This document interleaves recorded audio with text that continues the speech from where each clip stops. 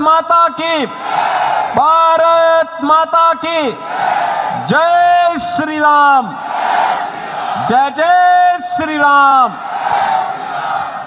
आज मुझे इस क्षेत्र में आकर के आप सबका दर्शन करके आनंद की अनुभूति हो रही है।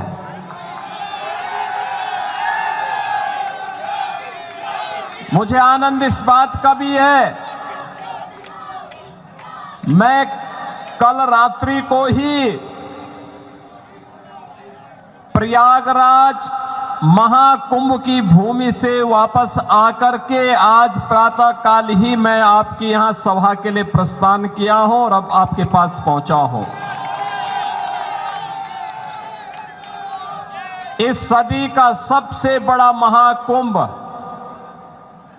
प्रयागराज में गंगा, यमुना और मां सरस्वती की पावन त्रिवेणी में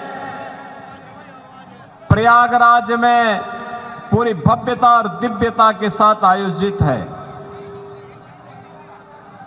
महाकुंभ में श्रद्धालुओं का आगमन का अंदाजा भी इसी से लगा सकते हैं कि पिछले 16 दिनों में अब तक लगभग 18 करोड़ श्रद्धालु त्रिवेणी के संगम में पावन स्नान करके अपने जन्म और जीवन दोनों को धन्य किए हैं। बहनों और भाइयों, ये भारत के विरासत के प्रति भारत की जनता जनार्दन की अगाध आस्था का प्रमाण है। एक नए भारत का दर्शन हो रहा है और नए भारत का दर्शन हम सबको कराया है इस देश के यशस्वी प्रधानमंत्री श्री नरेंद्र मोदी जी ने। आप मुझे बताइए कि इतना बड़ा आयोजन उत्तर प्रदेश के प्रयागराज जनपद में हो रहा है और सफलतम आयोजन इसलिए हो पा रहा है क्योंकि उत्तर प्रदेश में भी भाजपा की सरकार और केंद्र में भी मोदी जी के नेतृत्व में भारतीय जनता पार्टी की सरकार, ये डबल इंजन की सरकार जब मिलती है तो कोई भी कार्यक्रम पूरी भव्यता के साथ, पूरी दिव्यता के साथ आगे बढ़ता है और प्रयागराज में वही दर्शन हम सबको हो रहा है। बहनों और भाइयों, 2025 का जनवरी माह भव्य और दिव्य महाकुंभ के लिए और 2024 का जनवरी माह एक भव्य और नव्य अयोध्या के लिए जानी जाती है।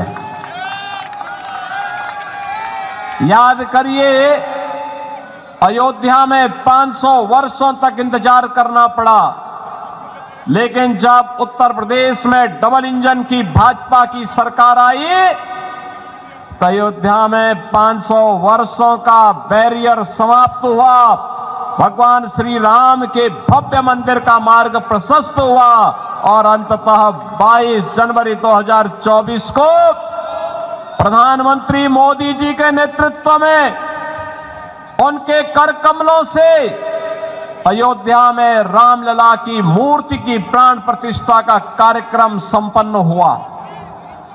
बहनों और भाइयों, ये नया भारत है। नया भारत पूरी मजबूती के साथ, बिना रुके, बिना डिगे, बिना थके अपनी विकास की यात्रा को अभी आगे बढ़ा रहा है, विरासत को भी सम्मान दे रहा है, देश की सीमाओं को भी सुरक्षित कर रहा है, आंतरिक सुरक्षा की स्थिति को सुदृढ़ कर रहा है। बिना भेदभाव के योजनाओं का लाभ गांव, गरीब, किसान, नौजवान, महिलाएं, समाज के प्रत्येक तबके को दे रहा है। ये नए भारत पर हम सब भारतवासियों को गौरव की अनुभूति होती है कि हमारा देश भी दुनिया में विकसित भारत बनने की ओर अग्रसर हो रहा है। लेकिन बहनों और भाइयों, एक तरफ भारत आगे बढ़ रहा है, भारत की विकास की दर दुनिया के अंदर सर्वाधिक है, विरासत का सम्मान करते हुए भारत नित नए प्रतिमान को स्थापित कर रहा है। दूसरी तरफ, दूसरी ओर दिल्ली के अंदर यहां पर जो राज्य सरकार पिछले 10-11 वर्षों से चल रही है, यह अराजकता का एक पर्याय बनकर के रह गई है। बहनों और भाइयों, देश के अंदर आजाद भारत की पहली ये राज्य सरकार है और पहली पार्टी है जिस सरकार पर और जिस पार्टी पर भ्रष्टाचार का मुकदमा दर्ज हो रखा है।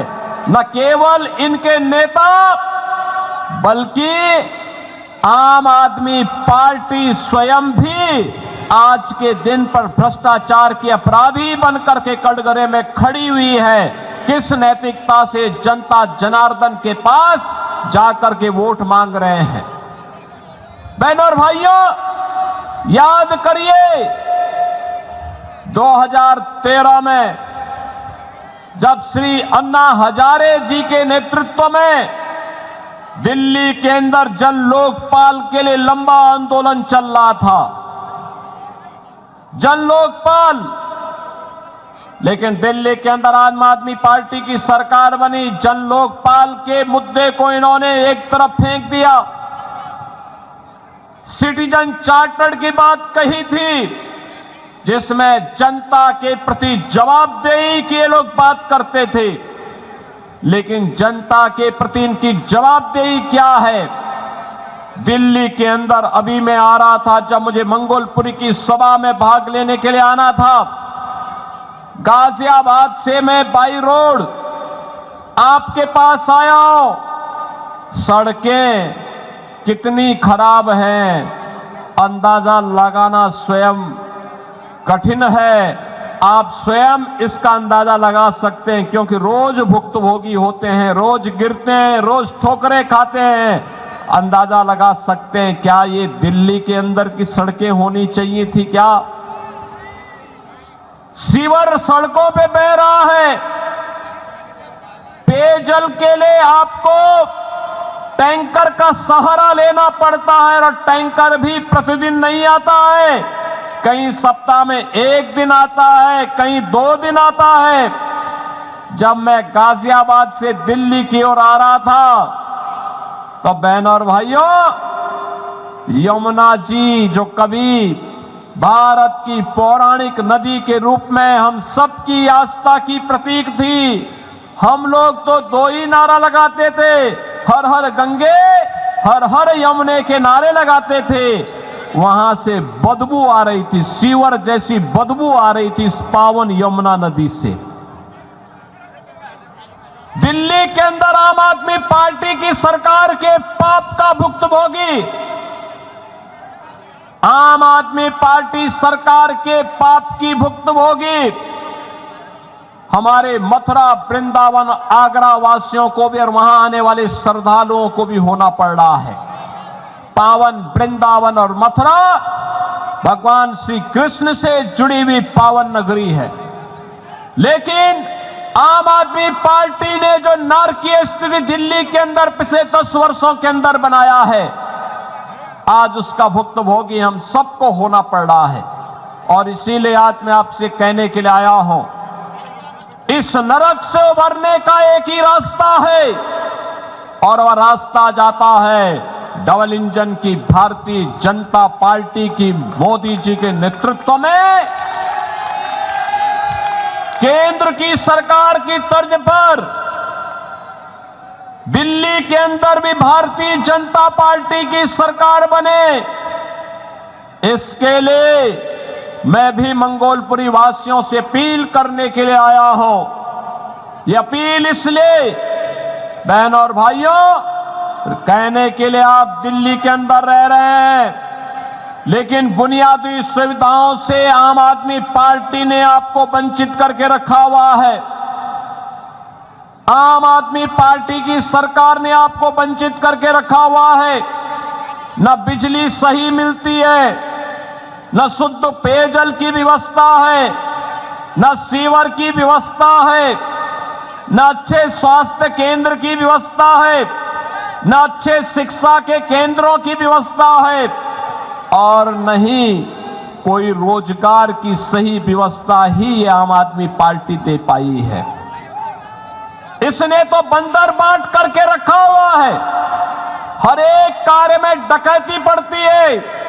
मैं एक उदाहरण आपको देना चाहता हूं। इसने यहां के नागरिकों के हकों पर डकैती डाली है।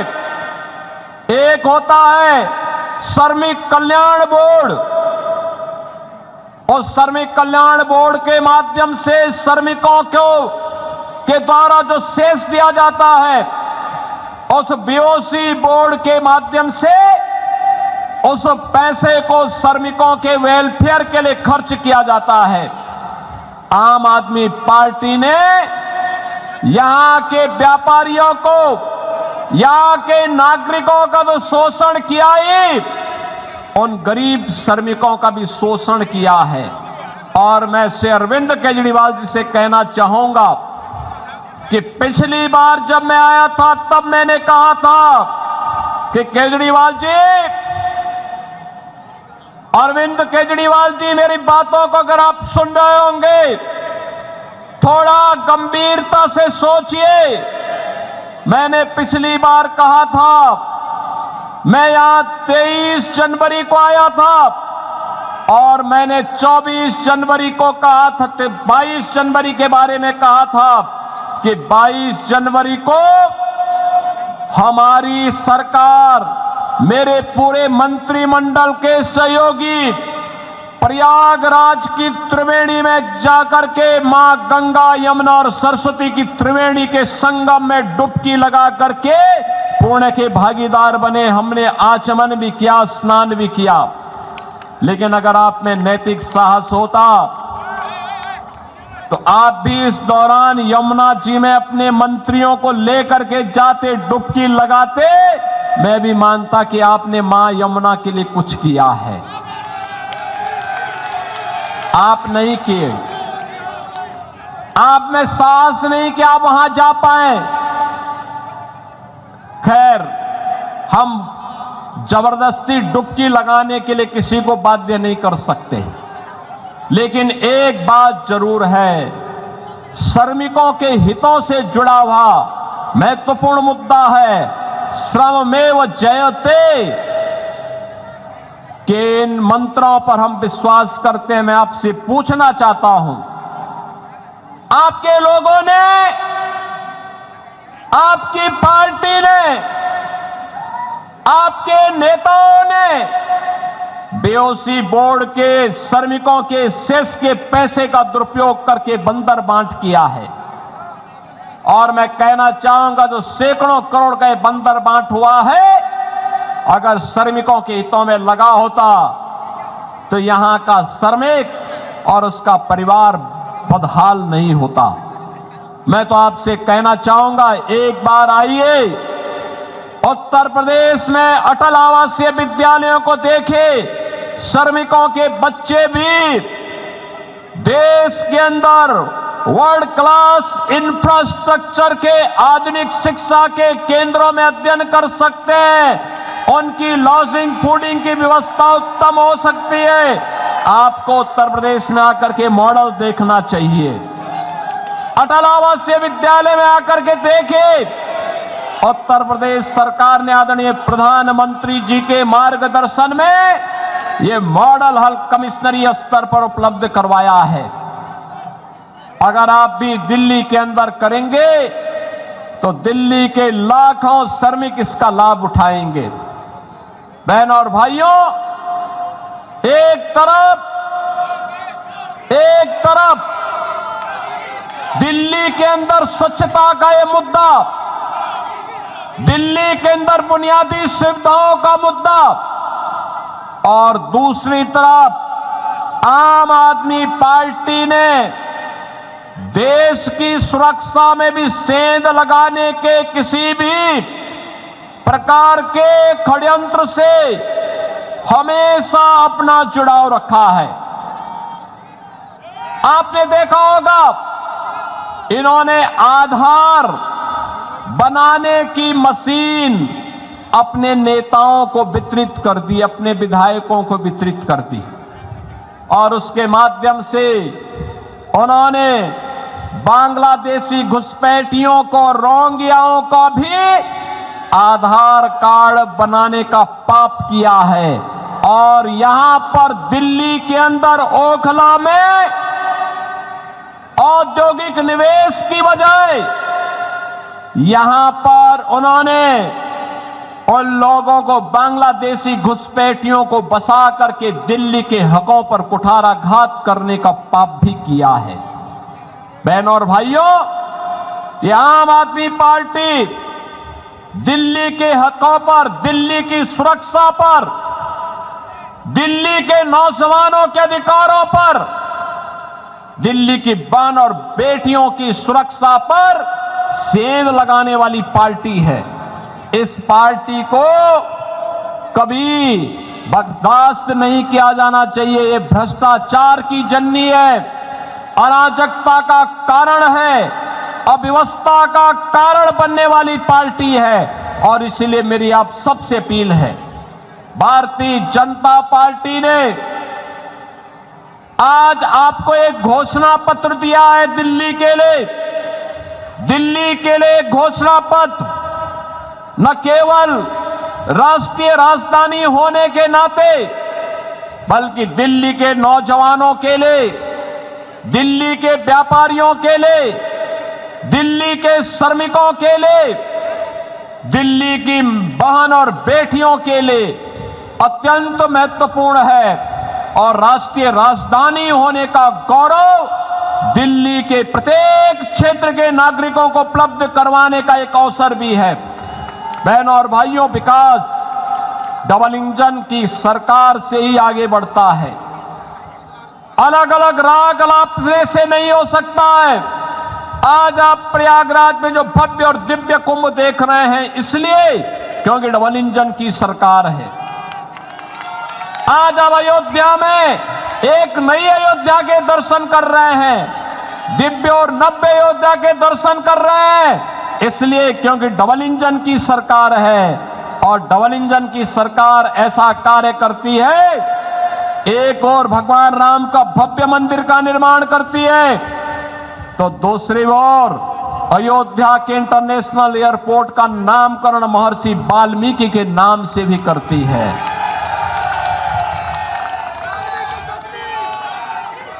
सदगुरु रविदास के जन्मभूमि क्षीर गोवर्धन जो वाराणसी में है, उस पवित्र स्थल का पुनरुद्धार और सुंदरीकरण के उसको भव्य स्वरूप प्रदान करती है। निषाद राज का पावन श्रृंगवेरपुर में भगवान राम और निषाद राज की 56 फुट ऊंची प्रतिमा को एक भव्य कॉरिडोर के माध्यम से जनता जनार्दन के लिए उपलब्ध करवाने का कार्य करती है। बहनों और भाइयों, ये डबल इंजन सरकार के कारण ही है। ये डबल इंजन सरकार का ही परिणाम उत्तर प्रदेश के अंदर है कि उत्तर प्रदेश आज एक्सप्रेसवे में नंबर 1 है, रेलवे के नेटवर्क में नंबर 1 है, सबसे अधिक मेट्रो का संचालन करने वाले सिटी उत्तर प्रदेश के अंदर है, सबसे अधिक हाईवे का नेटवर्क और सबसे अधिक रेलवे का नेटवर्क भी आज उत्तर प्रदेश के पास है, क्योंकि उत्तर प्रदेश में डबल इंजन की भाजपा की सरकार है। और डबल इंजन की इसी सरकार को आगे बढ़ाने के लिए आज दिल्ली वासियों से मैं अपील करने के लिए आया हूं। अगर आपको इंफ्रास्ट्रक्चर देखना है, थोड़ा दूर नहीं, आज दिल्ली से सटे हुए गौतम बुद्ध नगर जनपद और गाजियाबाद के इंफ्रास्ट्रक्चर और दिल्ली के अंदर आम आदमी पार्टी के द्वारा 10 वर्ष के अंदर जिस प्रकार की अराजकता और अव्यवस्था दिल्ली के अंदर फैलाई गई है, इसकी थोड़ा तुलना करेंगे और उसी का परिणाम है कि दिल्ली के अंदर से लोग अब बसने के लिए नोएडा और गाजियाबाद की तरफ भाग रहे हैं। बहनों और भाइयों, मैं आप सबसे अपील करूंगा, ये चुनाव में तमाम प्रकार के झूठे नारे देंगे, झूठे वायदे करेंगे। आम आदमी पार्टी के इन झूठे नारों और वायदों में जाने की आवश्यकता नहीं। जो व्यक्ति अपने गुरु अन्ना हजारे जी को धोखा दे सकता हो, जिस व्यक्ति के कैबिनेट के ज्यादातर लोग जेलों की सलाखों के अंदर बंद हो चुके हो, जो पार्टी स्वयं अपराध के और भ्रष्टाचार के दलदल में धंसी हुई हो, उन पर विश्वास करने की आवश्यकता नहीं। याद करना, जब भी दिल्ली के इंफ्रास्ट्रक्चर को मजबूत करने के लिए केंद्र में मोदी जी के नेतृत्व की भारतीय जनता पार्टी सरकार ने दिल्ली की आम आदमी पार्टी सरकार को कहा, इनका जवाब नकारात्मक रहा है। मेट्रो में सहयोग करने का हो, देश की पहली रैपिड रेल के संचालन का हो, या फिर दिल्ली मेरठ 12 लेन के एक्सप्रेस वे का मुद्दा हो, या eastern and western peripheral express way के निर्माण के मुद्दे का हो। याद करना, प्रत्येक में यूपी के अंदर की भाजपा की सरकार ने केंद्र की सरकार के साथ मिलकर काम किया, परिणाम है eastern and western peripheral UP के अंदर समय से पहले पूरा हो गया। दिल्ली मेरठ 12 लेन का एक्सप्रेस वे यूपी के अंदर हो गया, लेकिन दिल्ली के अंदर आम आदमी पार्टी सरकार ने योगदान नहीं दिया। ऐसे ही दिल्ली मेट्रो का पैसा भी दबाई हुई है, रैपिड रेल का पैसा भी सहयोग नहीं किया। यह आम आदमी पार्टी विकास विरोधी है, नौजवान विरोधी है, दलित और गरीब विरोधी है, उन्हें सुविधाओं से वंचित करने वाली पार्टी है। यह अखंड भ्रष्टाचार में डूबी है, यह आपकी आस्था के साथ खिलवाड़ करने वाली पार्टी है। और इसीलिए मेरी आप सबसे अपील है कि भारतीय जनता पार्टी ने अपने एक अनुभवी और सुयोग्य प्रत्याशी को मंगोलपुरी में आपके बीच में उतार करके आपसे फिर से अपील करने के लिए भेजा है। श्री राजकुमार चौहान जी को भारतीय जनता पार्टी ने अपना प्रत्याशी बना करके आपके बीच उतारा है। भारतीय जनता पार्टी विरासत और विकास की इस राजनीति का, सुरक्षा और समृद्धि के इस अभियान का हिस्सा मंगोलपुरी को भी बनाना चाहती है। और इसीलिए मेरी मंगोलपुरी विधानसभा क्षेत्र से आप सभी मतदाताओं से अपील है कि मंगोलपुरी के विकास के लिए, दिल्ली के विकास के लिए, दिल्ली की सुविधाओं के लिए, दिल्ली के गरीबों को, दिल्ली के नौजवानों को, यहाँ के दलित और वंचितों को भी उसका अधिकार प्राप्त हो सके, इसके लिए श्री राजकुमार चौहान जी को फिर से विधायक के रूप में चुनने के लिए आपसे अपील करने के लिए मैं आपके बीच आया हूं। आपका आशीर्वाद राजकुमार चौहान जी को प्राप्त होगा। जहां तक मेरी आवाज जा रही है, दोनों हाथ उठा करके अपना आशीर्वाद देते हुए मुझे बताइए। पीछे तक, जहां तक मेरी आवाज जा रही है, श्री राजकुमार चौहान को आप भारी बहुमत से विजयी बना के भेजेंगे। आम आदमी पार्टी की जमानत को जब्त करेंगे, जब्त करेंगे। सभी लोग सहमत हैं? दोनों हाथ उठा करके मेरे साथ बोलेंगे, भारत माता की, भारत माता की। भारत माता की जय श्री राम, जय जय श्री राम।